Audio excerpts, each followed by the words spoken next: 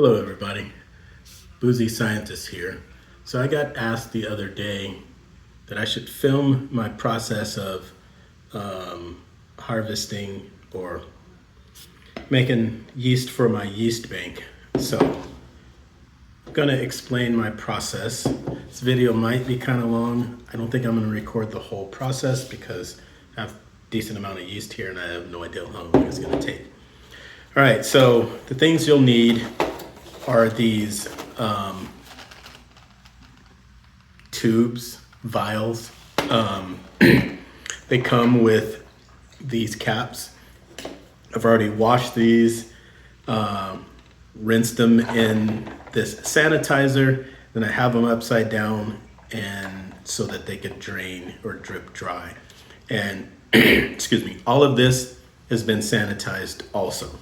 So I have my yeast that I've already built up from a starter, and then I decanted it, and then I put it into a mason jar. Then I actually had it in my fridge like this so that when it decanted it again, it'll be a lot easier to pour off that beer off the top. So here's my yeast. The other thing that you'll need is food grade glycerin. Please make sure that it's food grade because there's glycerin out there that is not food grade. It's made for moisturizing, adding to like cosmetics and stuff like that, or lubricant for whatever reason you're going to use it for. There's some formulas out there to figure out the ratio of glycerin to water. And the reason why you want glycerin is because the water content in this slurry, once it freezes, it could form crystals, which could rupture or damage the yeast cells. So this glycerin and water mixture is supposed to be like a buffer that will not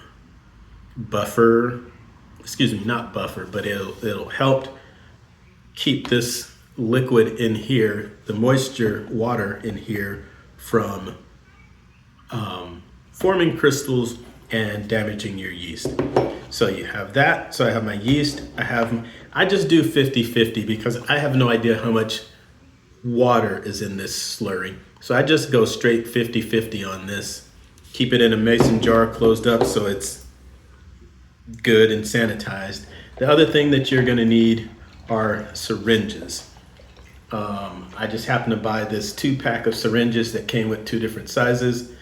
The size of the syringe doesn't matter because you're gonna use 6 milligrams of each. So I just use 2 different syringes so I don't have to worry about going back and forth and contaminating my glycerin.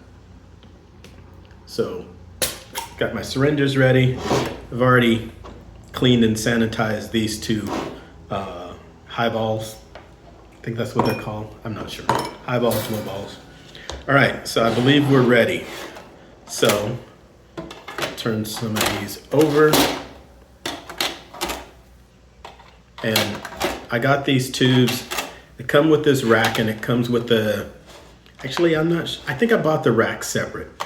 The tubes come in this styrofoam thing, but I believe I bought this rack separate. So get some tubes ready. Pop the lid on this. So then we're gonna do 6 milligrams in each vial.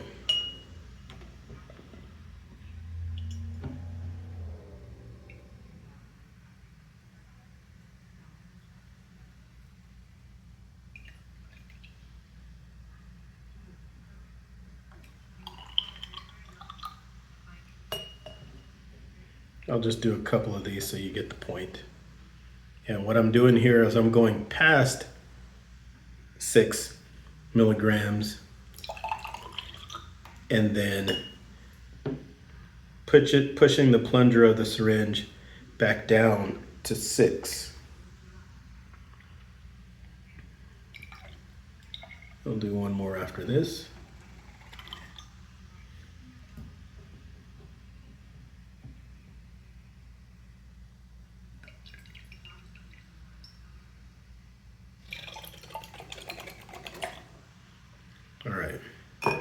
Next step is the slurry. Same thing, you're just gonna suck up 6 milligrams of slurry.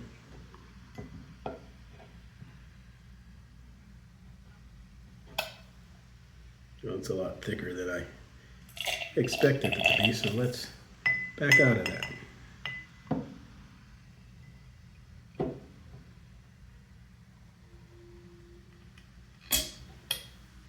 Wow. So probably should have maybe warmed this up before I did that.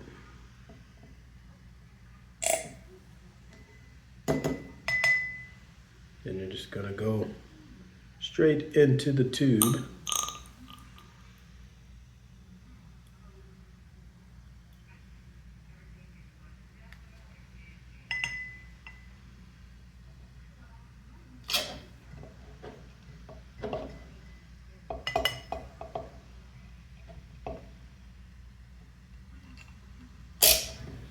All right, so didn't expect this to be this compact, but hey, I'm not a video creator.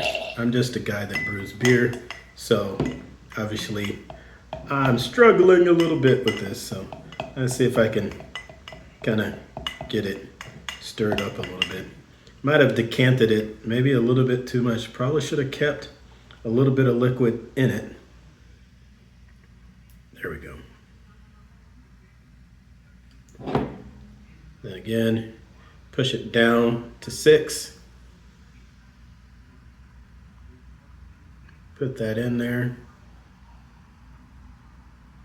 So I'll just show you those two because apparently I'm struggling. Put a cap on it. Let's get a cap on this other one so we don't contaminate anything. And then all you have to do from that is just kind of get those two liquids mixed together. You don't want to shake it too much.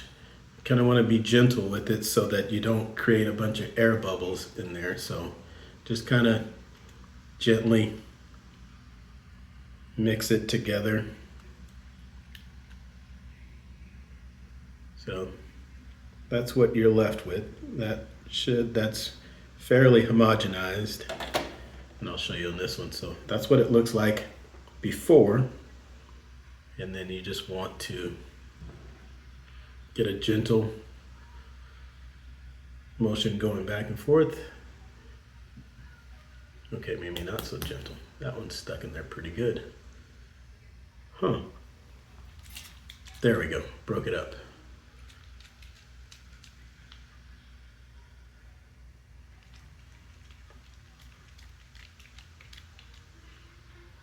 There it is. And then the last thing that you want to remember when you're doing this, once you get it and you're putting it in the freezer, you're going to want to put these in a container that has isopropyl alcohol in it. That alcohol won't freeze, and that will make the freezing of the yeast slurry be more gradual, so you're less likely to get ice crystals to form inside these tubes. So when you're done with these, put them in a bowl, cover them with isopropyl alcohol. I use 70-30, I believe. You can use 91-9 if you want. Doesn't matter the alcohol content or percentage, but you just want to use alcohol as that buffer because that temperature transfer has got to get through that that isopropyl alcohol to be able to freeze these. So again, I'm not used to being in front of the camera, so this video might have been a little wonky, but there you have it. That is my process of taking yeast slurry, getting in some vials with some glycerin and water buffer, and throw it in the freezer. So with this, I should probably get 10 to 20 vials in this. So that's 10 batches of beer that I can make from one packet of yeast. This is actually a liquid yeast. What I did was when I made a starter for the batch of beer that I brewed this with, I actually kept some aside from that starter and I made another starter, and that's what this is. So, and then to use these, you just want to take one out of the freezer, or you could take two, bring it up to room temperature, let it thaw out, and then just make a starter with this vial. And I've brewed at least 10 beers with vials just like this out of the freezer and had zero issues. So there is my process. Hope it helps you guys save some money and help you brew consistent and great beer. Thanks.